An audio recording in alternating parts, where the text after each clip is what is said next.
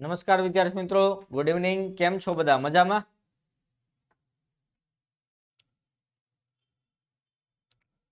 Okay, આશા રાખું છું બધા મજામાં હશો.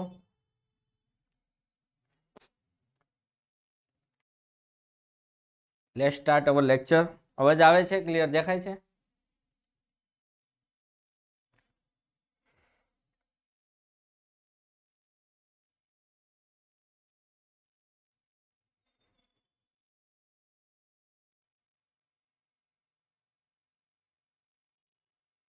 ઓકે, ચેપ્ટર નંબર 8,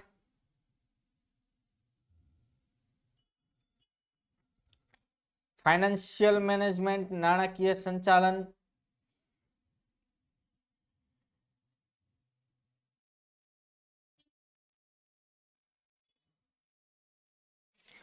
નહીં, આડાહોડા નહીં ચાલે, લાઈનમાં લખવા પડે. પ્રક્રિયા છે. સર, બીએ માં પાસ થવા કેટલું કરાય? પહેલા તો ખાલી બીએ માં પાસ થવાનો જ ધ્યેય છે.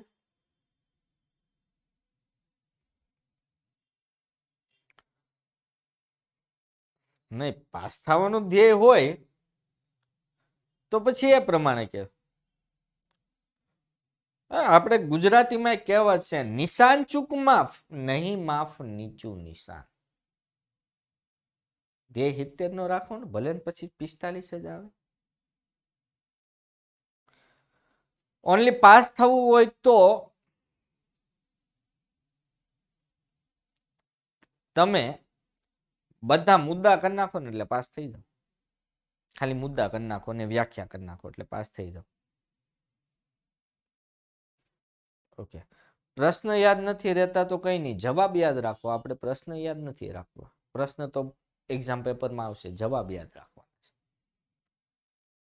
યાદ ન રહેતા હોય એનું એક જ સોલ્યુશન છે બેટા. આ તો રમતની વાત હતી. સોલ્યુશન એક જ છે, લખીને પાકું કરો.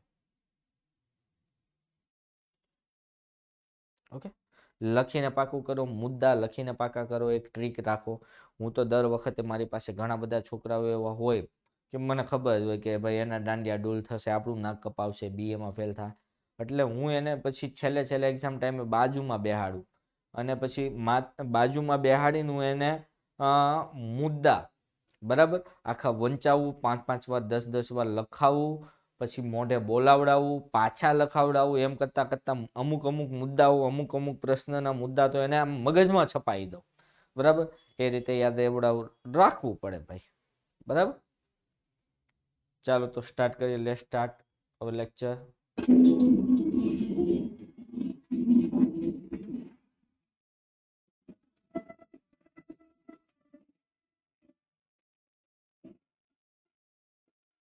ઓકે, મુદ્દા યાદ રહી છે ને, મુદ્દાની અંદરનું યાદ ન રહેતું હોય તો મુદ્દા રિલેટેડ થોડું ઘણું લખાણ લખી નાખજો. ખાલી મુદ્દા લખીને ના આવતા, મુદ્દા અને એની અંદર થોડું ઘણું લખાણ લખજો. શાહરૂખ ખાનની ડીડીએલ જેવાળી સ્ટોરી ન લખતા, અમને એ તરત દેખાય છે.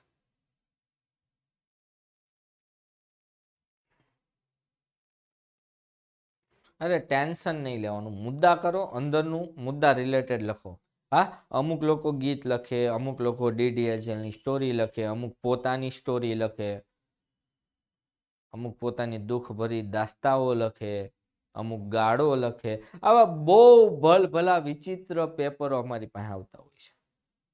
અમુક ધમકીઓ લખે કે તું પાસ નહીં કરે તો આમ થઈ જશે ને માતાજી આમ કરી નાખશે ને. એટલે ભલા લોકો અમને પેપર ચેકિંગમાં જોવા મળે અને અમને બહુ મજા આવે. ક્યારેક 100-200 મૂકવાવાળા બી મળે. બરાબર, પણ હવે 100-200 મૂકવાવાળા હોય તો ચેતી જાજો, અમારા સુધી 100-200 પહોંચતા જ નથી. કારણ કે પટ્ટાવાળા બહુ હોશિયાર થઈ ગયા. સ્કૂલના બધી પુરવણીઓના પેજ આમ ખોડીને જોઈ લે, પૈસા મૂક્યા હોય તો સ્કૂલમાં નીકળી જાય. બરાબર, એટલે ના મૂકવા. એવું મૂકીએ પાસ થઈ જવાય, ના થવાય બેટા, કોઈ દિવસ ના થવાય. અને મૂકતા પણ નહીં. મહેનત કરો, વાંચો. જેટલું બીજામાં ધ્યાન આપો છો એટલું વાંચવું ધ્યાન આપવું બહુ હેલું છે. ચાલો શરૂઆત કરીએ નાણાકીય સંચાલનની.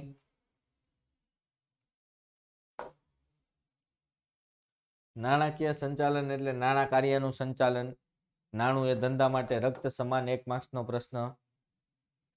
નાણું એ ધંધા માટે શું છે? રક્ત સમાન. આપણા શરીરમાં લોહી ના હોય તો આપણે જીવી શકીએ નહીં. એમ ધંધાકીય કામમાં નાણું ન હોય તો આપણે જીવી શકતા નથી. સોરી, ધંધો ચાલી શકતો નથી. નાણું એવી ધરી છે જેની આસપાસ બધી આર્થિક પ્રવૃત્તિ ફર્યા કરે છે. 2 માર્ક્સમાં વિધાન પૂછાય છે કે નાણું એક એવી ધરી છે કે જેની આસપાસ બધી જ પ્રવૃત્તિ ફર્યા કરે છે. સમજાવો. તો ઘડિયાળના કાંટા એક ધરી ઉપર ફરતા હોય, એ ધરી ન હોય તો કાંટા ફરે? કાંટા ચાલે નહીં. તો એમ નાણું પણ એક ધરી છે જેની આસપાસ બધી પ્રવૃત્તિ ફરે છે, કારણ કે દરેક પ્રવૃત્તિ કરવા માટે નાણાંની જરૂર પડે. પછી ઉત્પાદન હોય, ખરીદી હોય, વેચાણ હોય, જાહેરાત હોય, હિસાબ હોય, કોઈ પણ પ્રવૃત્તિ માટે નાણાંની જરૂર પડે છે. બરાબર છે? ઓકે. પછી નાણાકીય સંચાલન, નાણાંનો ઉપયોગ પર આધારિત આધુનિક FW પાઇસની વ્યાખ્યા યાદ રાખજો, પરીક્ષામાં પૂછાય છે 1 માર્ક્સમાં. કે નાણાંના ઉપયોગ પર આધારિત આધુનિક અર્થતંત્રમાં નાણાકીય સંચાલન એટલે આટલું તો ક્લિયર છે. નાણાંના ઉપયોગ પર આધારિત આધુનિક અર્થતંત્રમાં નાણાકીય સંચાલન એટલે જ્યારે જરૂર પડે ત્યારે નાણાં મળી રહે તેવી વ્યવસ્થા કરવી. બસ પૂરું. જરૂર પડે ત્યારે નાણાં મળી રહે એવી વ્યવસ્થા. બરાબર. રેમન્ડ જે ચેમ્બરની વ્યાખ્યા, નાણાકીય સંચાલન એટલે નાણાકીય બાબત અંગે નિર્ણય લેવાના. નાણાકીય બાબત અંગે નિર્ણય લઈ લીધા પછી એ નિર્ણયનો અમલ સરળ બને એ માટે જરૂરી પગલાં લેવા અને તેની આલોચના એટલે કે મૂલ્યાંકન કરવું. બરાબર. અહીંયા 3 વસ્તુ કીધી. પહેલી વસ્તુ, નાણાકીય બાબત અંગે નિર્ણય લઈ લો. નિર્ણય લઈ લીધા પછી બેહી નથી રહેવાનું. એ નિર્ણયનો અમલ સરળ બને એ માટે પગલાં લેવા. ને નિર્ણયનો અમલ થઈ ગયા પછી એનું મૂલ્યાંકન કરવું કે ભાઈ આપણો નિર્ણય કેટલો યોગ્ય હતો. ક્લિયર? 2 વ્યાખ્યા યાદ રાખવા જેવી છે. કિમ્બલ એવું કહે છે કે નાણાકીય સંચાલન એટલે ભંડોળ મેળવવું. ભંડોળ એટલે નાણાં મેળવવા, તેનો ઇષ્ટતમ ઉપયોગ કરવો અને નાણાંની યોગ્ય ફાળવણી કરવી. નામ લખવાના, નામ સહિત પૂછે તો નામ લખવાના, બાકી નામ ના લખીએ તો ચાલે, જરૂર નથી. સર તમારું લેક્ચર મારું નેટ પૂરું થાય એમાં સર કાંઈ ના કરી શકે. મારી પાસે એવું કોઈ મંતર છે નહીં, ફૂ ફૂ ફૂ કરો ને નેટ તમારું આવી જાય. થાય ભાઈ. BA નો લેક્ચર નસીબવાળાના હાથમાં જ હોય. ચાલો, ચાવી. પેલું નાણાકીય સંચાલનની લાક્ષણિકતા ચાવી છે 2 ચાના 20 સમોસા. સમોસા નથી પણ આપણે અહીંયા સમાસ છે, પણ ઘણા યાદ આ રીતે રાખતા હોય. 2 ચાના 20 સમોસા. બરાબર. 2 ચાના 20 સમોસા પેલું સંચાલનની શાખા. નાણાકીય સંચાલનની જે એક શાખા છે, સંચાલનનો જે એક ભાગ છે.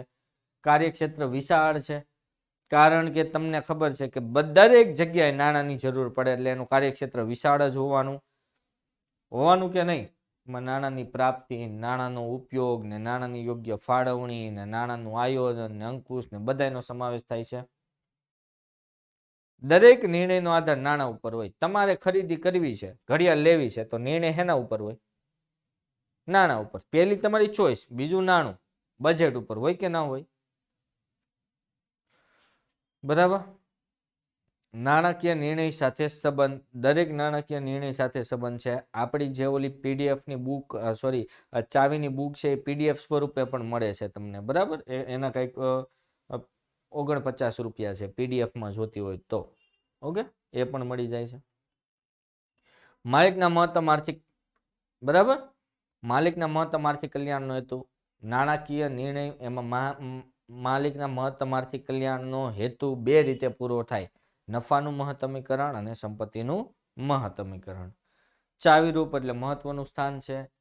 અન્ય વિસ્તારો પછી ઉત્પાદન સંચાલન હોય, માર્કેટિંગ સંચાલન હોય, માનવ સંસાધન સંચાલન, દરેક નાણાકીય સંચાલન પર આધાર રાખે છે, કારણ કે નાણાં હશે તો બાકીનું બધું થશે.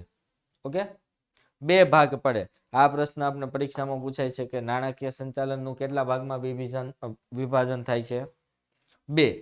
કયા કયા? કાયમી મૂડીનું સંચાલન અને કાર્યશીલ મૂડીનું સંચાલન. બરાબર. આ પ્રશ્ન યાદ રાખજો, 1 માર્ક્સમાં પૂછી શકાય છે. ઓકે. હવે હેતુઓ: નફાનું મહત્તમીકરણ અને સંપત્તિનું મહત્તમીકરણ. 2 કે 3 ગુણમાં આ પ્રશ્ન ઇમ્પોર્ટન્ટ છે, પરીક્ષામાં પૂછી શકાય એવો ખરો, બરાબર, પૂછી શકાય તેવો ખરો, મહત્વનો પ્રશ્ન, ઇમ્પોર્ટન્ટ પ્રશ્ન. હવે નફાનું મહત્તમીકરણ શું કહે છે? હવે તમે 11માં ભણી ગયા છો અને આમે તમે કીકુડિયા નથી, મેં તમને આખું ચેપ્ટર ભણાવી દીધું એટલે ખબર. ડિવિડન્ડ હેમાંથી આપવામાં આવે? શેર હોલ્ડરને ડિવિડન્ડ છે એ શેમાંથી મળે? શેર હોલ્ડરોને ડિવિડન્ડ કંપનીના નફામાંથી. તો જેમ નફો વધશે, શેર હોલ્ડર ધંધાના સાચા માલિકો છે કે નહીં? શેર હોલ્ડરો એ ધંધાના સાચા માલિકો છે. તો જેમ નફો વધશે એમ ડિવિડન્ડમાં વધારો થશે, મતલબ માલિકનું મહત્તમ આર્થિક કલ્યાણ થશે કે નહીં?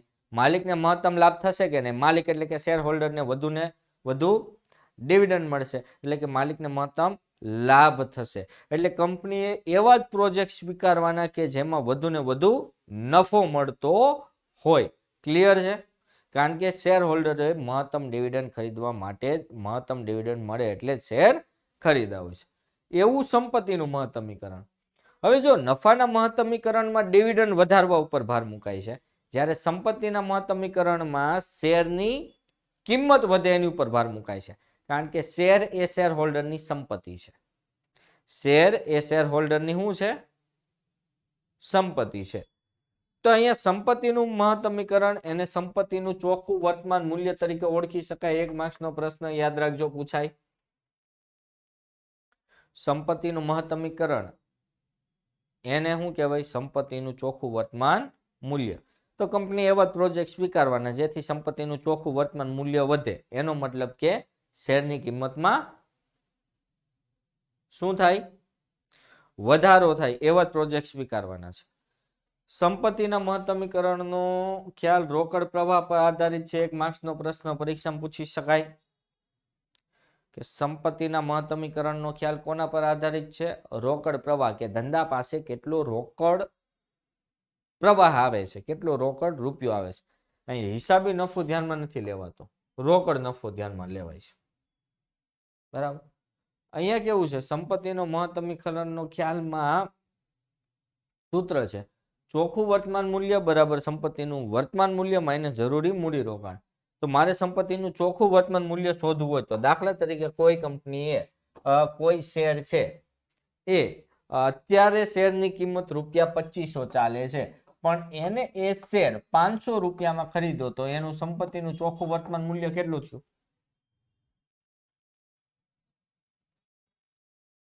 2000 રૂપિયા થયું. બરાબર. તો આને કહેવાય સંપત્તિનું ચોખ્ખું વર્તમાન મૂલ્ય. જેમ શેરનો ભાવ વધતો જશે એમ સંપત્તિના ચોખ્ખા વર્તમાન મૂલ્યમાં શું થતો જશે? વધારો થતો જશે. દાખલા તરીકે શેરનો ભાવ 3000 રૂપિયા થાય તો સંપત્તિનું ચોખ્ખું વર્તમાન મૂલ્ય કેટલું થાય? 2500. શેરનો ભાવ 5000 થાય તો સંપત્તિનું ચોખ્ખું વર્તમાન મૂલ્ય કેટલું? 4500. સમજાય છે? ઓકે. આમ સંપત્તિનું ચોખ્ખું વર્તમાન મૂલ્ય પર ભાર મૂકવામાં આવે છે. શેર હોલ્ડરોની સંપત્તિ વધે, શેર હોલ્ડરોના શેરના ભાવ વધે, એની ઉપર ભાર મૂકવામાં આવે છે. Is clear? આ બેમાંથી 1-3 માર્ક્સમાં પૂછી શકાય છે. નાણાકીય સંચાલનનું મહત્વ. ચાવી શું છે? નાણા, ચાલુ આવક, ધંધાની તરલતા. બરાબર. ચાવી શું છે? નાણા, ચાલુ આવક, ધંધાની તરલતા. બરાબર. આ ચાવી છે નાણાકીય સંચાલનનું મહત્વ. કદાચ પૂછાય 3 માર્ક્સમાં, કદાચ પૂછાય તો 6 મુદ્દા લખવાના છે. 3 માર્ક્સમાં કદાચ પૂછાય તો કેટલા મુદ્દા લખવાના છે? 6. મેક્સિમમ 6 થી વધારે નહીં.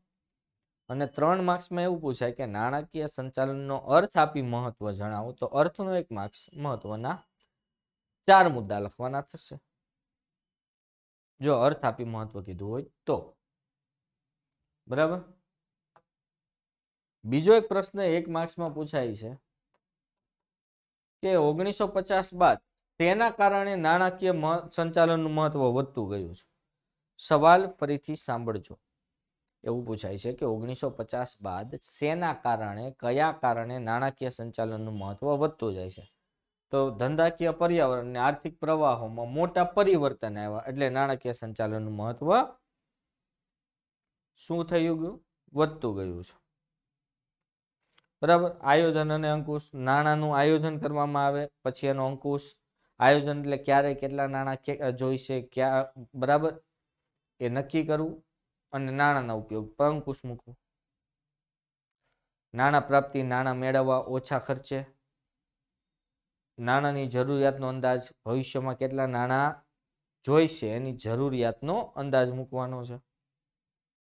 નાણાકીય નિર્ણયો બજેટ છે, મૂડી છે, ડિવિડન્ડ અંગેના નિર્ણયો, નફાના પુનઃ બરાબર, એ બધા નિર્ણયો લેવાના થાય છે. બરાબર. ડિવિડન્ડ અંગેનો નિર્ણય અને પુનઃરોકાણ અંગેનો નિર્ણય, આ બંને નિર્ણયનું સંકલન પણ નાણાકીય સંચાલનમાં સાધવામાં આવે છે. કેટલા મુદ્દા થયા? 4. જોજો, આ નાણાકીય નિર્ણયો આગળ આપણે ડિટેલમાં ભણવાના છીએ. બરાબર. બજેટ અંગેના નિર્ણય, નફાના પુનઃરોકાણના નિર્ણય, ડિવિડન્ડ અંગેના નિર્ણયો. આના પછીનો સવાલ, નાણાંની વહેંચણી. જુદા જુદા વિભાગમાં નાણાંની વહેંચણી કરવામાં આવે કે ઉત્પાદન વિભાગને કેટલા નાણાં જરૂર છે, વેચાણ વિભાગને, ખરીદ વિભાગને, હિસાબ વિભાગને. આમ દરેક વિભાગ વચ્ચે નાણાંની વહેંચણી કરવાની છે અને એ વહેંચણી એ રીતે કરવાની કે દરેક વિભાગને પૂરતા નાણાં મળી રહેવા જોઈએ. ક્લિયર? ચાલુ મિલકતોનું સંચાલન, છઠ્ઠો મુદ્દો. ચાલુ મિલકતોમાં કઈ કઈ આવે? તમે એકાઉન્ટમાં ભણતા હશો. ચાલુ મિલકતો કઈ આવે? દેવાદારો, લેણી હુંડી, રોકડ, બેંક સિલક, સ્ટોક. આ બધી શું છે? ચાલુ મિલકતો. અને એનું સંચાલન નાણાકીય સંચાલનમાં થાય છે. આવકની વહેંચણી, જેમ નાણાંની અન્ય વિભાગો વચ્ચે વહેંચણી કરી તેમ આવકની વહેંચણી કરવામાં આવે. કંપનીની આવક એટલે નફો. તો નફાની વહેંચણી બે રીતે થાય. નફાને બે ભાગમાં વેચવામાં આવે. એક તો નફામાંથી સૌથી પહેલા શેર હોલ્ડરને ડિવિડન્ડ ચૂકવાય. અને બીજું નફાનું પુનઃ રોકાણ થાય કે ન થાય? એક ડિવિડન્ડ ચૂકવાય અને એક નફાનું પુનઃરોકાણ થાય એટલે કે આવકની વહેંચણી. અને નાણાકીય સંચાલનથી ધંધાની શાખ વધે. કેમ શાખ વધે? કારણ કે તમે નાણાકીય સંચાલન યોગ્ય રીતનું હોય તો સમયસર તમે લેણદારોને નાણાં ચૂકવી શકો. બરાબર ને? કર્મચારીઓને સમયસર પગાર ચૂકવી શકો, લેણદારોને સમયસર એમના નાણાં ચૂકવી શકો, ઉધારમાં લાવ્યો એને સમયસર પેમેન્ટ કરી શકો અને સમયસર તમે બધે ચૂકવણી કરતા હોય તો તમારી શાખમાં, પ્રતિષ્ઠામાં શું થાય? વધારો થાય. તરલતા એટલે કે પ્રવાહિતાની જાળવણી. આ 3 નિર્ણયો છે રોકાણ સંબંધિત. રોકાણ સંબંધિત નિર્ણય શું છે એ પહેલા સમજો. બે પ્રકારની મિલકત હોય ને, કાયમી અને ચાલુ. તો કાયમી મિલકત કેવા ગાળા માટે? લાંબા ગાળા માટે. અને કાયમી મિલકતમાં મૂડી રોકાણ કેવું થાય? ઓછું કે વધારે? તમને ખબર છે કોઈ પણ કંપની જમીન, મકાન, યંત્રો, ફર્નિચર, વાહનો પાછળ કરોડો અબજો રૂપિયાનું રોકાણ કરે. મતલબ એ રોકાણ અંગેનો નિર્ણય સમજી વિચારીને લેવો પડે કે નહીં? કારણ કે બહુ રિસ્કી છે, જોખમી છે કે નહીં? રોકાણ સંબંધિત નિર્ણય કેવા છે? જોખમી છે. નિર્ણય ખોટો પડ્યો, કોઈ ખોટી જગ્યાએ રોકાણ થઈ ગયું તો બહુ મોટું નુકસાન થઈ જાય. દાખલા તરીકે કોઈ એવી જગ્યાએ તમે જમીન લઈ લીધી કે જે જગ્યાએ જમીનની કોઈ વેલ્યુ જ નથી, કોઈ ભાવ જ નથી આવે એમ, અને ત્યાં તમે ઊંચા ભાવે જમીન ખરીદી લીધી, જ્યાં કોઈ 2 લાખ દેવાય તૈયાર નહોતું, અને ત્યાં તમે 10 લાખની વીઘો જમીન ખરીદી લીધી. તો એ જમીન ખરીદ્યા પછી તમને ખબર પડી કે અહીંયા કોઈ 2 લાખ દેવાય તૈયાર નથી, તો કેવડું મોટું તમને નુકસાન થશે? થશે કે નહીં? એટલે જોખમી નિર્ણય છે. એટલે નિર્ણય લેતી વખતે જોખમ અને એમાંથી કેટલું વળતર મળશે એ બે વસ્તુ જોઈ અને નક્કી કરવાનું છે. તમારી પાસે રોકાણના ઘણા બધા વિકલ્પો હોય, ઘણા બધા રસ્તા હોય, તો એમાંથી શ્રેષ્ઠ વિકલ્પ પસંદ કરવાનો. એના માટે પરત આપ પદ્ધતિ, વળતરના દરની પદ્ધતિ, વટાવેલ રોકડ વટાવની પદ્ધતિનો ઉપયોગ થાય. આ પરીક્ષામાં 1 માર્ક્સનો પ્રશ્ન પૂછાય કે રોકાણ સંબંધિત નિર્ણયમાં કઈ કઈ પદ્ધતિઓનો ઉપયોગ થાય છે નિર્ણય લેવા માટે. તો પરત આપ, બરાબર, વળતરના દરની પદ્ધતિ અને વટાવેલ રોકડ પ્રવાહની પદ્ધતિ. બીજો એક પ્રશ્ન આપણે 1 માર્ક્સમાં પૂછાય છે કે રોકાણ સંબંધિત નિર્ણયને બીજા કયા નામે ઓળખવામાં આવે? મૂડી બજેટિંગ તરીકે ઓળખવામાં આવે છે. ઓકે, આ પ્રશ્ન પણ પૂછી શકાય. પછી નિર્ણયને અસર કરતા પરિબળો પેલા 4. જોજો બધું હું પૂરું કરવા જાઉં ને, આ ચેપ્ટરના બધા એક એક પોઈન્ટ હું જોવા જાઉં ને અને ભણાવવા જાઉં તો રિવિઝનના 3 લેક્ચરે બી ખૂટે. તો પેલા 4માં કોઈને કઈ પ્રશ્ન છે? ચાલો જોઈ દો. મૂડીની કુલ જરૂરિયાત, કેટલું મૂડી રોકાણ કરવાનું છે, મારી પાસે એટલું છે કે નહીં. ભવિષ્યમાં વળતરનો દર વધુ હોય તો રોકાણ કરાય, બાકી ન કરાય. ભવિષ્યમાં અંદાજિત ચોખ્ખો રોકડ પ્રવાહ, ભવિષ્યમાં એમાંથી ચોખ્ખો રોકડ પ્રવાહ વધુ હોય. દાખલા તરીકે મેં એક્ઝામ્પલ આપ્યું હતું કે 5 લાખનું હું મકાન લઉં, 5 લાખ રૂપિયાનું રોકાણ કરવાનું છે, બરાબર. 3 ઓપ્શન છે, મકાન લઉં, દુકાન લઉં, બરાબર, કે શેર ખરીદું. તો મકાન લઈશ તો દર વર્ષે મને 60,000 ભાડું મળશે. દુકાન લઈશ તો દર વર્ષે મને 1 લાખ રૂપિયા શું મળશે? ભાડું મળશે. અને શેર લઈશ તો મને દર વર્ષે 2 લાખ રૂપિયા એમાંથી વળતર મળશે. તો આ 3 માંથી રોકડ પ્રવાહ એમાં વધારે મળે છે? શેરમાંથી. તો હું એમાં રોકાણ કરું? શેરમાં રોકાણ કરીશ. ઓકે, જોખમનું તત્વ ઓછું હોય એ લેવાય. રોકાણ કર્યા પછી કેટલા રૂપિયાની જરૂર પડે? દાખલા તરીકે એક 4 વ્હીલ, 2 4 વ્હીલ સરખી જ છે, એકની કિંમત 4 લાખ છે, એકની કિંમત 3,50,000 છે, બરાબર. એકની કિંમત 4 લાખ છે, એકની કિંમત 3,50,000 છે. 4 વ્હીલ બંને સેમ છે, એક સરખું જ મોડલ છે. પણ 4 લાખ વાળી 4 વ્હીલ લીધા પછી એમાં કોઈ પણ જાતનો ખર્ચો નથી, બરાબર. અને 3,90,000 વાળી જે 4 વ્હીલ છે એ 4 વ્હીલ લીધા પછી એમાં 25,000નો ખર્ચો છે. તો મારે કઈ 4 વ્હીલ લેવી જોઈએ? 4 લાખ વાળી કે 3,90,000 વાળી? 4 લાખ વાળી. તો એને કહેવાય રોકાણ પછી કાર્યશીલ મૂડીની જરૂર. આયુષ્ય વધુ હોય એ લેવાય. રોકાણનું મહત્વ, જે રોકાણનું મહત્વ વધુ હોય એ લેવાય. મૂડીની માપબંધી, સરકારે અમુક રોકાણ પર મૂડીની માપબંધી કરી હોય કે આમાં 25% વધુ રોકાણ નહીં થઈ શકે, તો એની લિમિટમાં આપને રોકાણને એ પણ અસર કરે. અને ભવિષ્યમાં કમાણીની નિશ્ચિતતા અને અનિશ્ચિતતા. જો ભવિષ્યમાં કમાણી નિશ્ચિત હોય તો અત્યારે રોકાણ કરી શકાય, કમાણી અનિશ્ચિત હોય તો રોકાણ કરતા પહેલા વિચારવું પડે. ઓકે, ડિવિડન્ડ તો ખબર જ છે ને તમને. એક પ્રશ્ન જે 1 માર્ક્સમાં સૌથી વધારે પૂછાયેલો છે, કંપની ધારા મુજબ ડિવિડન્ડ કઈ રીતે ચૂકવવાનું?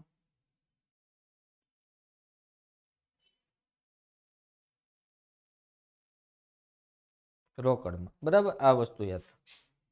અને બીજું યાદ રાખજો, ડિવિડન્ડ વધુ ચૂકવશો, ડિવિડન્ડ વધુ ચૂકવો તો પુનઃ રોકાણ, ડિવિડન્ડ વધુ ચૂકવો તો પુનઃ રોકાણ ઘટે, અને પુનઃ રોકાણ વધુ કરો તો ડિવિડન્ડ ઘટે. તો ડિવિડન્ડને અસર કરતા પરિબળો, પેલું નફો વધે તો ડિવિડન્ડ વધે, નફો ઘટે ડિવિડન્ડ ઘટે. પાછલા વર્ષ દરમિયાન ચૂકવેલ ડિવિડન્ડ, ગયા વર્ષે મેં ડિવિડન્ડ 10% ચૂકવું હોય તો રોકાણકારની અપેક્ષા શું હોય? આ વર્ષે ડિવિડન્ડ કેવું ચૂકવવાનું? વધારે. ઓકે, બાકીના ભવિષ્યની અંદાજિત કમાણી, પુનઃ રોકાણની જરૂરિયાત. અંદાજિત કમાણી ભવિષ્યની વધુ હોય તો ડિવિડન્ડ વર્તમાનમાં વધુ ચૂકવી શકાય. પુનઃ રોકાણની જરૂરિયાત ઓછી હોય તો વર્તમાનમાં વધુ ડિવિડન્ડ ચૂકવી શકો છો. વર્તમાન નાણાકીય પરિસ્થિતિ સારી હોય તો ડિવિડન્ડ વધુ ચૂકવી શકાય, અનામતોનું પ્રમાણ વધુ હોય તો ડિવિડન્ડ વધુ ચૂકવી શકાય છે. બરાબર. ભરપાઈ થયેલી મૂડી પર ડિવિડન્ડ ચૂકવાય તે એમસીક્યુમાં પૂછાય. હા, પૂછાય ને. ભવિષ્યમાં નફાકારક રોકાણનું આયોજન. જો રોકાણનું આયોજન હોય તો વર્તમાનમાં ડિવિડન્ડ ઓછું ચૂકવાય અને આયોજન ન હોય તો વર્તમાનમાં ડિવિડન્ડ વધુ ચૂકવાય. કરવેરા, ડિવિડન્ડ ઉપર ટેક્સ હોય તો ડિવિડન્ડ ઓછું ચૂકવાય.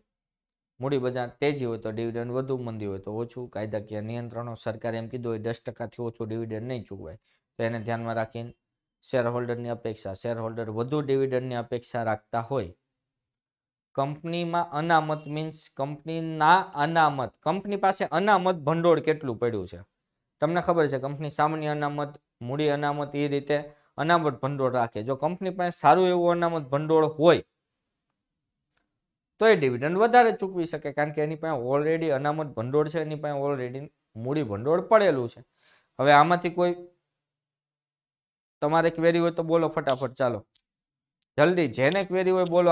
8, 9, 10, 11, 12 ને 13 ને 14 મુદ્દા. 8મો મુદ્દો, કરવેરા નીતિ.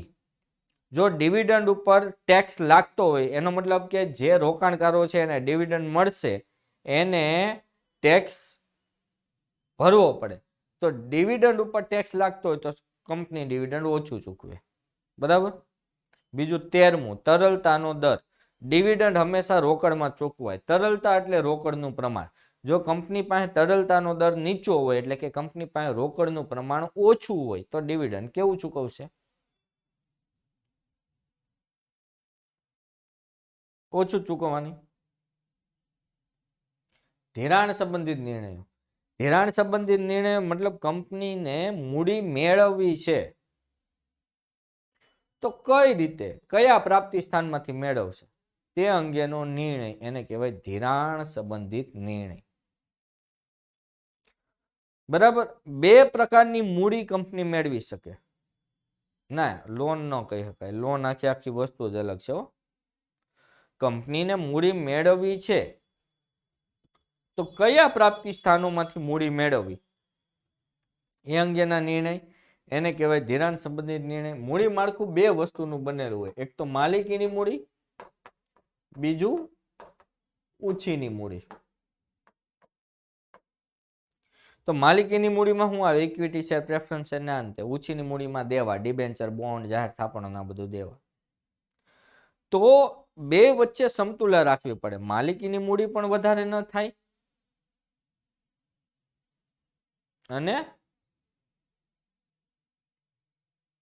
મૂડી માળખામાં સમાવિષ્ટ બાબત એટલે શું? સમાવિષ્ટ બાબતો ક્યાં છે એવો પ્રશ્ન? હજી તો વાર છે ને.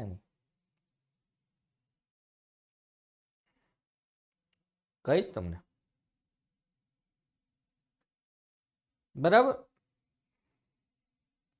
સમતુલા રહેવી જોઈએ. આ એક પ્રશ્ન યાદ રાખજો, પરીક્ષામાં પૂછાય. ઇક્વિટી મૂડી અને દેવા મૂડી બેનું યોગ્ય પ્રમાણ ધરાવતું મૂડી માળખું એને કહેવાય ઇષ્ટતમ મૂડી માળખું. બરાબર. આંતરિક બાહ્ય પરિબળો જે આપણે ઓલરેડી મૂડી માળખાને અસર કરતા પરિબળોમાં ભણવાના જ છીએ. 4 પ્રકાર મૂડી માળખાનું સ્વરૂપ યાદ રાખજો.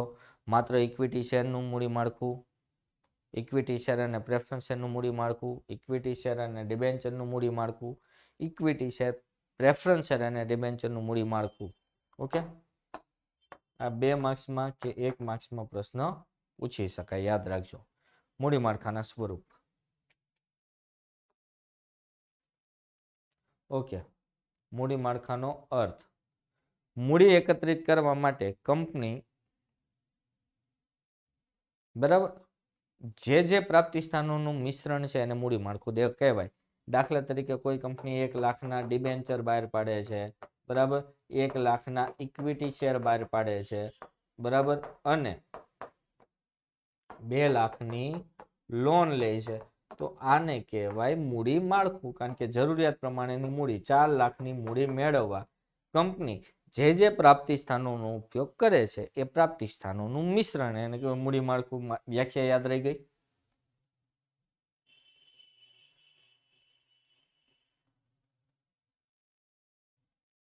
ઓકે, આ પણ યાદ રાખજો.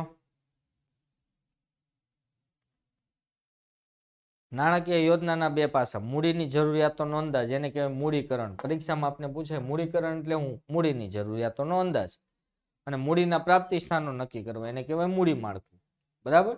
એટલે નાણાકીય યોજનાના મહત્વના કેટલા પાસા છે? બે. આ યાદ રાખજો, મૂડીકરણ ને મૂડી માળખું. આ બી પૂછાય છે. નેક્સ્ટ, મૂડી માળખાની લાક્ષણિકતા 3 માર્ક્સમાં પૂછાય. ચાવી, સરસમ નાક તન આપસ. સરસમ નાક તન આપસ.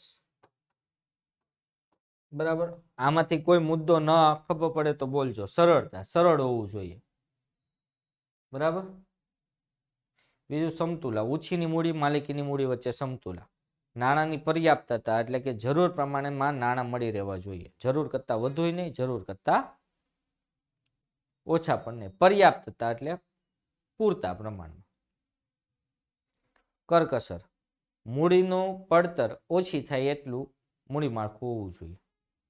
તરલતા, માલિકીની મૂડી અને દેવાની મૂડીનું મિશ્રણ એ રીતે કરવાનું પૂરતી રોકડ હાથ પર રહી સમયસર દેવાની ચૂકવણી કરી શકાય. નફો વધારે એવું મૂડી માળખું હોવું જોઈએ. વિવિધ રોકાણકારોને આકર્ષે એવું મૂડી માળખું હોવું જોઈએ, એટલે કે જોખમ લેનાર રોકાણકારોને પણ આકર્ષવું જોઈએ અને સલામતી ઈચ્છતા રોકાણકારોને પણ આકર્ષે એવું મૂડી માળખું હોવું જોઈએ. જોખમ લેતા રોકાણકારો માટે, બરાબર, જોખમ લેતા રોકાણકારો માટે શું હોય? Equity share. અને સલામતી ઈચ્છતા રોકાણકારો માટે પ્રેફરન્સ શેર. બંને મૂડી માળખામાં હોવા જોઈએ. પરિવર્તનશીલ, સમય સંજોગો અનુસાર બદલવું હોવું જોઈએ, એટલે કે એમાં મૂડી વધારી પણ શકાય અને ઘટાડી પણ શકાય એવું હોવું જોઈએ. સદ્ધર, ઓછીની મૂડીનું પ્રમાણ એટલું બધું ન વધી જવું જોઈએ કે માણસ વિજય માલ્યા થઈ જાય, અનિલ અંબાણી થઈ જાય. કંપની સદ્ધર રહેવી જોઈએ. મૂડી માળખું નક્કી કરતી વખતે એક ખાસ ધ્યાન રાખવાનું છે. એટલી બધી ઓછીની મૂડી ન લઈ લેવાની કે પછી સદ્ધરની જગ્યાએ અદ્ધર થઈ જઈએ. ચાલો, મૂડી માળખાને અસર કરતા પરિબળો આંતરિક અને બાહ્ય. જો આમાં એક વસ્તુ યાદ રાખવાની, ચાવી મિસ મુના ધ ક્યુબ, મિસ મુના ધ ક્યુબ, અમુક ધ એમાં યાદ રાખે. મિલકતની જરૂરિયાતને સ્વરૂપ, પહેલો મુદ્દો. જો લાંબા ગાળાની મિલકત, કાયમી મિલકતની જરૂર વધુ હોય તો ઇક્વિટી શેર, અને કાયમી મિલકતની જરૂર ઓછી હોય તો ડિબેન્ચર કેવું. પણ મિલકત, કાયમી મિલકતની જરૂર વધુ હોય તો 3 ઓપ્શન છે. કાં તો મિલકત ખરીદો તો તમારે મૂડીની જરૂર પડશે તો ઇક્વિટી શેર બહાર પાડવા. ભાડેથી લ્યો અથવા ભાડા પટ્ટાથી એટલે કે હપ્તે લ્યો તો તમે ઇક્વિટી મૂડીનું પ્રમાણ ઓછું રાખી શકો. આંતરિક, સંચાલકોનું વલણ. જો સંચાલકો કંપની પર અંકુશ રાખવા માંગતા હશે તો ઇક્વિટી શેર ઓછા બહાર પાડશે અને દેવું બહાર પાડશે. કારણ કે જો ઇક્વિટી શેરનું પ્રમાણ વધી જાય તો સંચાલન ઉપર ઇક્વિટી શેરનો અંકુશ જતો રહે, સંચાલકોનો અંકુશ રહેશે. જો ઇક્વિટી શેરનું પ્રમાણ વધી ગયું તો કંપની ઉપર કોનો અંકુશ વધી જશે? ઇક્વિટી શેર હોલ્ડરનો, સંચાલકોનો અંકુશ રહેશે નહીં. તો સંચાલકોનો અંકુશ રાખવા માંગતા હોય તો ઇક્વિટી શેરનું પ્રમાણ ઓછું રાખશે. ક્લિયર છે? સમય લાંબો ગાળો હોય તો ઇક્વિટી, ટૂંકો ગાળો હોય તો ડિબેન્ચર. જરૂરિયાતો, જો નાણાંની જરૂર ઓછી હોય તો ખાલી ઇક્વિટી શેર, નાણાંની જરૂર વધુ હોય તો ઇક્વિટી શેર સાથે પ્રેફરન્સ શેર કે ડિબેન્ચર કે એવું બહાર પાડી શકાય.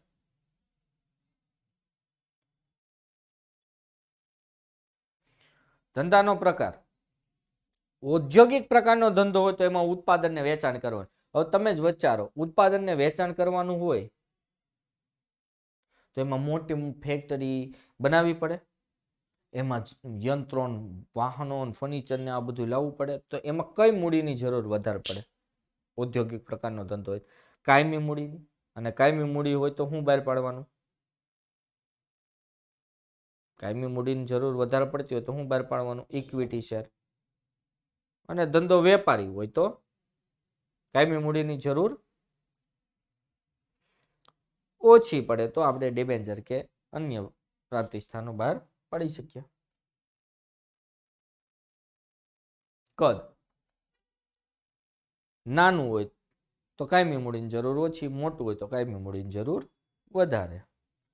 કમાણીના અંદાજો, કમાણી સ્થિર હોય તો દેવું, અસ્થિર હોય તો ઇક્વિટી શેર. સ્થિર હોય તો ડિબેન્ચર. કેમ? કારણ કે ડિબેન્ચર ઉપર સ્થિર વળતર ચૂકવવાનું છે કે નહીં? તો સ્થિર હોય તો ડિબેન્ચર, અસ્થિર હોય તો ઇક્વિટી શેર. બાહ્ય વ્યાજનો દર, વ્યાજનો દર વધુ હોય તો શું બહાર પાડશો? બરાબર, ચાવી શું છે? બજારમાં વિદેશી સંસ્થા મુકામુક.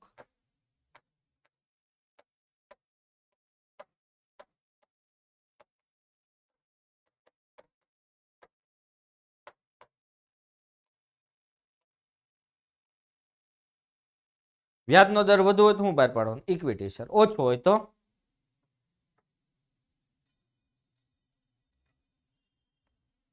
પછી આ વિદેશી સંસ્થાકીય રોકાણકારો યાદ રાખજો કે જે સંસ્થાની નોંધણી વિદેશમાં થઈ હોય પણ આપણા દેશની જામીનગીરી ખરીદવા આવતા હોય તો એને વિદેશી રોકાણકારો કહેવાય. ખબર ને તમને? કોઈ અમેરિકાની બેંક છે કે અમેરિકાની વીમા કંપની છે તો એ ભલે અમેરિકાની વીમા કંપની, અમેરિકાની બેંક હોય, પણ આપણા દેશમાં આવી એટલે આપણા દેશમાં શેર કે ડિબેન્ચર ખરીદે છે તો આપણા માટે શું કહેવાય? વિદેશી સંસ્થાકીય રોકાણકાર. એને સેબી સમક્ષ નોંધણી કરાવવી પડે. 1 માર્ક્સનો પ્રશ્ન યાદ રાખજો. કેટલા માર્ક્સનો? 1 માર્ક્સનો. વિદેશી સંસ્થાકીય રોકાણકારો કોની સમક્ષ નોંધણી કરાવવી પડે? સેબી. હવે વિદેશી સંસ્થાકીય રોકાણકારો અને સંસ્થાકીય રોકાણકારો બે જે કે નહીં તમારે બહાર પાડવું પડે, કારણ કે બહુ મોટા પ્રમાણમાં રોકાણ કરે છે. એમાં કંપનીનું ચાલશે? ચાલશે નહીં. કોનું ચાલશે? આ વિદેશી સંસ્થાકીય રોકાણકારો કે સંસ્થાકીય રોકાણકારોનું. દાખલા તરીકે હું વિદેશી સંસ્થાકીય રોકાણકાર છું, કોઈ કંપનીમાં 5,000 કરોડનું રોકાણ કરવાનું છું. હું એમ કહું તારી કંપનીમાં રોકાણ હું ઇક્વિટી શેર ખરીદીને કરીશ તો કંપનીએ શું બહાર પાડવા પડે? શું બહાર પાડવા પડે? Equity share. એમ કે 5,000 કરોડ હું ડિબેન્ચર ખરીદીને બહાર પાડીશ, રોકાણ કરીશ તો હું બહાર પાડવા પડે? ડિબેન્ચર. મતલબ અહીંયા નિર્ણય કોના હાથમાં?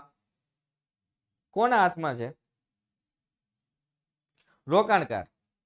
કંપનીના હાથમાં. જામીનગીરી બહાર પાડવાનો ખર્ચ, જેનો ખર્ચ ઓછો આવતો હોય એ બહાર પડાય. અહીં 1 માર્ક્સનો પ્રશ્ન યાદ રાખજો. ડિબેન્ચર બહાર પાડવાનો ખર્ચ સૌથી ઓછો આવે. તો જેમ ખર્ચો વધુ એમ પડતર વધે, જેમ ખર્ચો ઓછો એમ પડતર ઘટે. કાનૂન નિયંત્રણો. સરકારે એક કાનૂની નિયંત્રણ મૂક્યું છે કે કોઈ પણ કંપની ઇક્વિટી શેર બહાર પાડવા પડે, પાડવા પડે અને પાડવા પડે. એટલે તમારે મૂડી માળખામાં ઇક્વિટી શેર સામેલ ન કરવા હોય તો ફરજિયાત થાય જ. જોજો, મૂડી માળખાના 4 પ્રકાર જુઓ. માત્ર ઇક્વિટી શેર ધરાવતું મૂડી માળખું, ઇક્વિટી શેર સાથે પ્રેફરન્સ શેર, ઇક્વિટી શેર સાથે debenture, equity share, preference share અને ડિબેન્ચર. બધામાં એક વસ્તુ કોમન હતી. કઈ?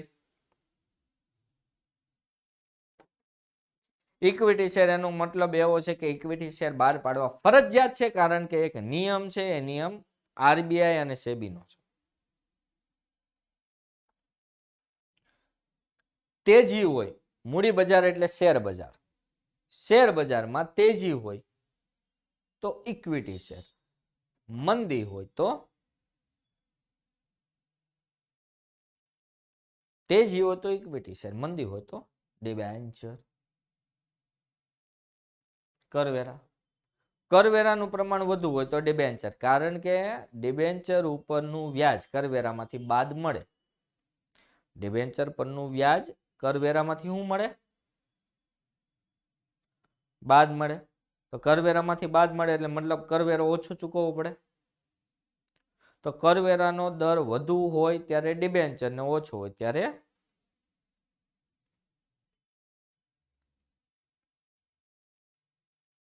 ઇક્વિટી છે. કાર્યશીલ મૂડી કોને કહેવાય ખબર ને? 8મો પ્રશ્ન, કાર્યશીલ મૂડી.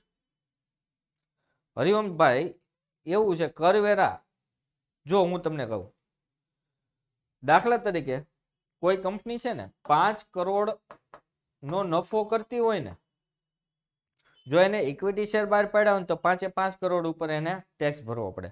પણ એને જો ડિબેન્ચર બહાર પાડ્યા હોય તો 5 કરોડ માંથી દાખલા તરીકે ડિબેન્ચરનું 1 કરોડ વ્યાજ ચૂકવું તો 1 કરોડ બાદ થઈ જાય અને 4 કરોડ ઉપર જ ટેક્સ ચૂકવવો પડે. એટલે ટેક્સ ઓછો ચૂકવવો પડે. સમજાય છે? ઓકે. કાર્યશીલ મૂડી એટલે શું? તો ધંધાની ચાલુ મિલકતોમાં જે મૂડી રોકાય છે એને કહેવાય કાર્યશીલ મૂડી. ચાલુ મિલકતોમાં રોકાતી મૂડી. ચાલુ મિલકતમાં કઈ કઈ આવે? મેં તમને કીધું હતું, દેવાદારો, લેણી હુંડી, રોકડ શિલ્લક, બેંક શિલ્લક અને સ્ટોક. તો કાર્યશીલ મૂડી બે વ્યાખ્યા છે, યાદ રાખજો. લિંકન ડોરિસ સ્ટેવન શું કહે છે? ચાલુ મિલકતોનો ચાલુ જવાબદારી પરનો વધારો એટલે કાર્યશીલ મૂડી. આને ચોખ્ખી કાર્યશીલ મૂડી પણ કહેવાય. ચાલુ મિલકતોનો ચાલુ જવાબદારી પરનો વધારો. દાખલા તરીકે કોઈ ધંધાની ચાલુ મિલકત 5 કરોડની છે અને ચાલુ જવાબદારી એટલે કે ચાલુ દેવા 3 કરોડના છે, તો એની કાર્યશીલ મૂડી કેટલી? 2 કરોડની. અને અહીંયા જેસ મિલ એવું કહે છે કે ધંધાની ચાલુ મિલકતનો ઘરવાળો, ચાલુ મિલકતનો ઘરવાળો એટલે કુલ કાર્યશીલ મૂડી. જોજો, કુલ કાર્યશીલ મૂડીની વ્યાખ્યા આપી. ચાલુ મિલકતનો સરવાળો એટલે કે દાખલા તરીકે કોઈ ધંધામાં 5 લાખ સ્ટોક છે, 2 લાખ દેવાદાર છે, 2 લાખ લેણી હુંડી છે અને 5 લાખ રોકડ છે. તો આ બધાનો સરવાળો કરો, કેટલો થાય? 14 લાખ. આ 14 લાખ રૂપિયા એક ધંધાની શું છે? કાર્યશીલ મૂડી. એને કહેવાય કુલ કાર્યશીલ મૂડી. જો કાર્યશીલ મૂડી યાદ રાખજો ટૂંકા ગાળા માટે હોય. બરાબર? કાર્યશીલ મૂડી કેવા ગાળા માટે હોય? ટૂંકા ગાળા માટે. લાક્ષણિકતા તમને ખબર જ હશે.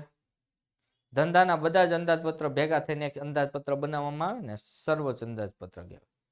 ચાવી છે 4 રોજ જરૂરી નહીં, સ્વરૂપ જોત ટૂંકા. 4 રોજ જરૂરી નહીં, સ્વરૂપ જોત ટૂંકા. ઓકે. લાક્ષણિકતા સમજાવવાની કઈ જરૂર છે નહીં. બધી લાક્ષણિકતા સિમ્પલ છે. ચાલુ મિલકતમાં રોકાણ કોને કહેવાય? રોજબરોજના ખર્ચા. પછી ધંધાના પ્રકાર પ્રમાણે જરૂરિયાત. મેં કીધું એમ, વેપારી પ્રકારનો ધંધો હોય તો કાર્યશીલ મૂડીની જરૂર વધુ રહી. ઔદ્યોગિક ધંધો હોય તો કાર્યશીલ મૂડીની જરૂર ઓછી રહી. કાર્યશીલ મૂડી ઉપર ઘસારો ગણાતો નથી.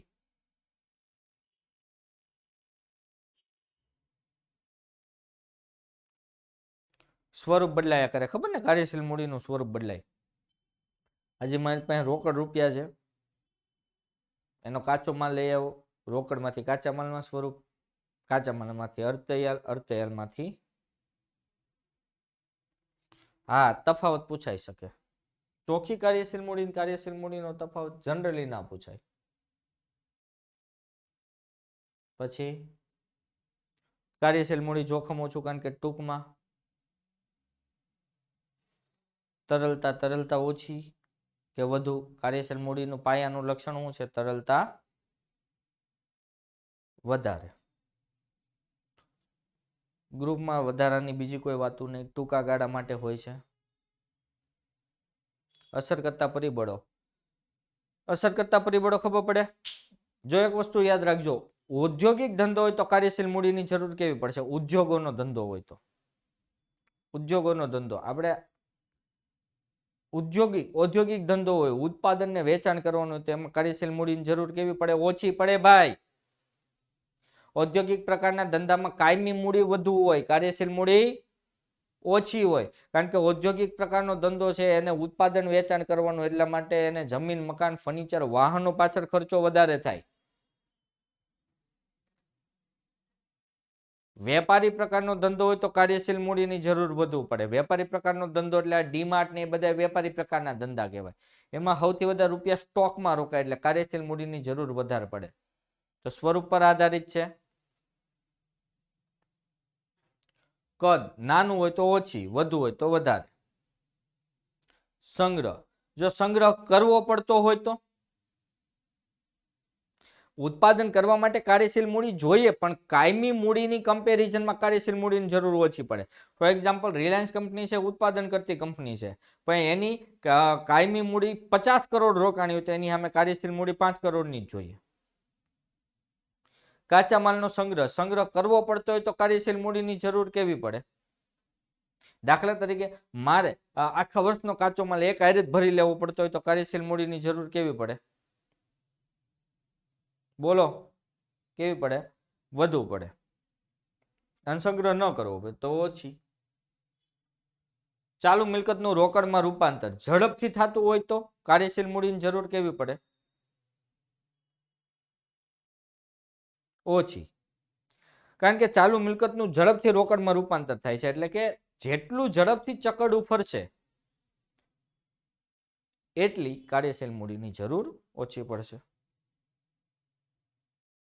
ઉત્પાદન ચક્ર પરીક્ષામાં પૂછાતો 1 માર્ક્સનો પ્રશ્ન. કાચા માલમાંથી તૈયાર માલમાં રૂપાંતર થાય.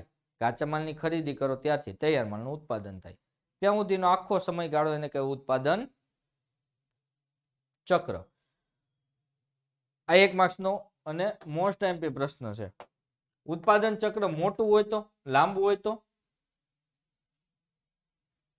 ઉત્પાદન ચક્ર લાંબુ હોય તો કાર્યશીલ મૂડીની જરૂર વધારે પડશે, કારણ કે લોંગ ટાઈમ રૂપિયા તમારા કાર્યશીલ મૂડીમાં રોકાઈ રહેશે. અને ઉત્પાદન ચક્ર ટૂંકું હોય તો કાર્યશીલ મૂડીની જરૂર ઓછી પડે. ઓકે, ચાલો બેકરી ઉદ્યોગ છે, બેકરી ઉદ્યોગ, એમાં કાર્યશીલ મૂડીની જરૂર કેવી પડશે? બેકરી ઉદ્યોગમાં ઓછી. ઓકે, ડેરી ઉદ્યોગમાં, ડેરી ઉદ્યોગ ઓછી. ડેરી ઉદ્યોગમાં ઓછી કારણ કે ઉત્પાદન ચક્ર નાનું છે. આજ દૂધ લીધું, સવાર લીધું, સાંજ થાય તો પેકિંગ થઈને વયું જાય.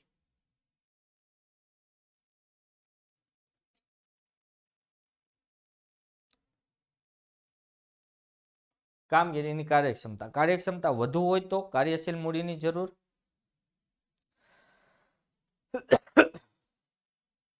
કાર્યક્ષમતા વધુ છે તો કાર્યશીલ મૂડીની જરૂર કેવી પડશે? ઓછી પડે ભાઈ. સ્ટોક ચલન દર, સ્ટોક ચલન દર એકાઉન્ટમાં તમે ભણી ગયા છો. સ્ટોકનો ઉથલો કે તૈયાર માલ કેટલી ઝડપથી વેચાય છે એને કહેવાય સ્ટોક ચલન દર. સ્ટોક ચલન દર વધુ હોય તો કાર્યશીલ મૂડીની જરૂર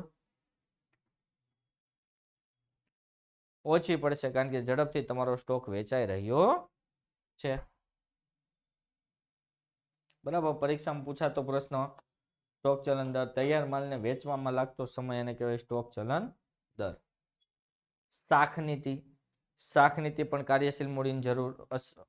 બરાબર, જો રોકડેથી ખરીદતા હોય અને ઉધાર વેચતા હોય તો કાર્યશીલ મૂડીની જરૂર કેવી રહી? રોકડેથી ખરીદો છો, ઉધાર વેચો છો તો કાર્યશીલ મૂડીની જરૂર કેવી રહેશે? વધુ. પણ ઉધાર ખરીદો છો, રોકડે વેચો છો તો કાર્યશીલ મૂડીની જરૂર ઓછી રહેશે.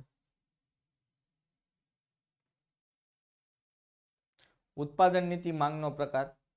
જો તમારી માંગ મોસમી છે, દાખલા તરીકે સ્વેટર, એની માંગ મોસમી કે માંગ મોસમી છે, ઉત્પાદન બારે માસ કરો છો તો કાર્યશીલ મૂડીની જરૂર કેવી પડશે? વધારે, કારણ કે આખું વર્ષ ઉત્પાદન કરીને સંગ્રહ કરવાનો ને પૈસા છૂટા તમારા સિઝનમાં થાય, એટલે પૈસા લાંબો સમય રોકાયેલા છે, એટલે કાર્યશીલ મૂડીની જરૂર કેવી પડશે? કેવી પડશે? વધારે પડશે. નફાની ફાળવણી, જો આપને ખબર છે કંપની ધારા પ્રમાણે ડિવિડન્ડ ઓલવેઝ રોકડમાં ચૂકવાય. જો ડિવિડન્ડ રોકડમાં જ ચૂકવાય છે, આપને ખબર ડિવિડન્ડનો દર ઊંચો હોય તો કાર્યશીલ મૂડીની જરૂર, ડિવિડન્ડનો દર ઊંચો હોય તો કાર્યશીલ મૂડીની જરૂર વધુ પડશે, કારણ કે ડિવિડન્ડનો દર ઊંચો છે અને જેમ વધુ ઊંચો ડિવિડન્ડનો દર એમ કાર્યશીલ મૂડીની જરૂર વધારે, વધુ રોકડ ધંધાની બહાર જાય. અને કાર્યશીલ મૂડી જેવું જ કાયમી મૂડી, હવે આનાથી ઊંધું.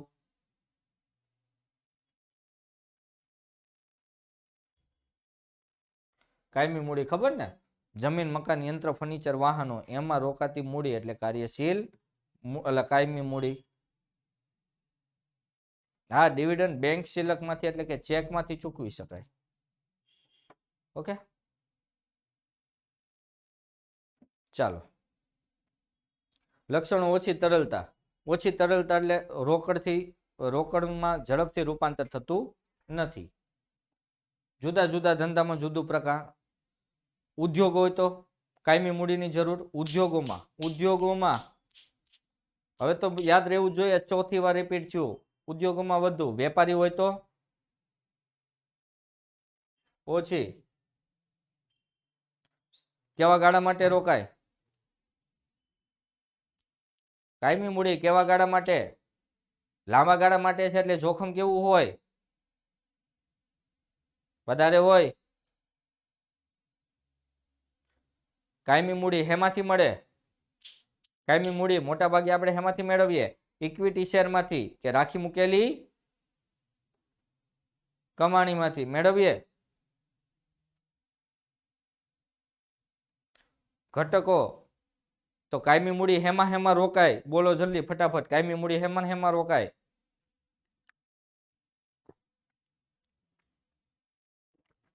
જમીન, મકાન, યંત્ર, ફર્નિચર, વાહનો, એમાં રોકાય? ઘસારો ગણાય કે ન ગણાય? કાયમી મૂડી ઉપર ઘસારો ગણાય? ગણાય? યસ ઓર નો? હા, ગણાય. કાયમી મૂડી છે, ઘસારો ગણાય. અસર કરતા પરિબળો. એકમનું કદ મોટું હોય તો કાયમી મૂડીની જરૂર. કદ મોટું તો વધારે, કદ નાનું તો ઓછી. આમાં મુદ્દાની અંદરનું યાદ રાખવાની જરૂર જ શું છે? એમનેમ છે. સંશોધન ખર્ચ એ કાયમી મૂડી કહેવાય કે ન કહેવાય? એકાઉન્ટમાં ભણી ગયા હતા, સંશોધન ખર્ચ કાયમી મૂડી કહેવાય. સંશોધન ખર્ચ વધુ તો કાયમી મૂડીની જરૂર વધુ. ઓકે. સ્થાપના ખર્ચ એ કાયમી મૂડીમાં ગણાય, ખબર ને? સ્થાપના ખર્ચ તો હેનો સ્થાપના ખર્ચ સૌથી વધારે આવે? સહકારી મંડળી, ભાગીદારી પેઢી, હિન્દુ અવિભક્ત કુટુંબ, વ્યક્તિક માલિકી કે કંપની? હેનો સ્થાપના ખર્ચ સૌથી વધારે આવે? કંપની. તો સ્થાપના ખર્ચ વધુ તો કાયમી મૂડીની જરૂર વધુ. કંપનીમાં ધંધાનો પ્રકાર ને સ્વરૂપ હવે ખબર પડી. ઉદ્યોગોમાં સિમેન્ટ, રંગ, રસાયણ, વહાણવટા ઉદ્યોગમાં કાયમી મૂડીની જરૂર વધુ. વેપારી એકમ હોય તો કાયમી મૂડીની જરૂર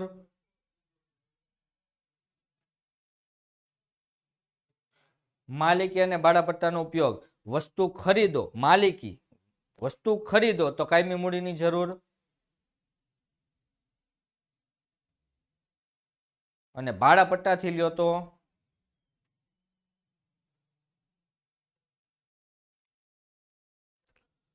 કોઈ તમને સરકારી મદદ આવતી હોય, ભાડાપટ્ટાથી એટલે હપ્તે. વહાણવટા ઉદ્યોગ એટલે આ શિપ બધાય ચાલે કે નહીં? એક જગ્યાએ બીજી જગ્યાએ માલ લઈ જાય. સરકારી મદદ અને કરવેરા નીતિ. જો તમને સરકાર કોઈ સબસિડી આપતી હોય તો કાયમી મૂડીની જરૂર કેવી પડે?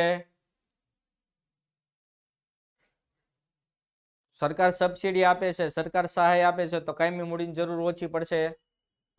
બાકી વધારે. અદ્યતન ટેકનોલોજી. જો નવી ટેકનોલોજીની જગ્યાએ જૂનીની જગ્યાએ નવી ટેકનોલોજી આવે તો કાર્યશીલ મૂડીની જરૂર વધે, કારણ કે નવી ટેકનોલોજી ખરીદવાની છે. બરાબર? ક્લિયર? ચાલો, હવે વિદ્યાર્થી મિત્રો આપણે રજા લઈએ. Next lecture. Thank you, have a good day. સ્ટેટનો લેક્ચર છે, હાર્દિક સર તૈયાર થઈ જ ગયા છે મારી પાછળ, ક્યારના એમ કહે છે પૂરું કરો. ચાલો ભાઈ, ભલે આપણે એક્સ્ટ્રા સમય લેવાનો, આપણે તો ભાઈ જો પૂરા વેપારી માણસ, 10 મિનિટ વધારે ભણાવ્યું તો 10 મિનિટનું મને વળતર માર્ક્સ સ્વરૂપે મળવું જોઈએ. ઓકે. એક ભાઈ તો ક્યારનો કહેતો સાહેબ ટાઈમ અપ, મને ખબર છે સાહેબને 10 મિનિટ વધારે ગળું ફાડવાનો કોઈ શોખ છે નહીં, પણ તમને આવડતું હોય તો ભાઈ આપણે 10 મિનિટ વધારે ભણાવવા તૈયાર છીએ. ચાલો હવે આપણે રજા લઈએ. Thank you, have a good day.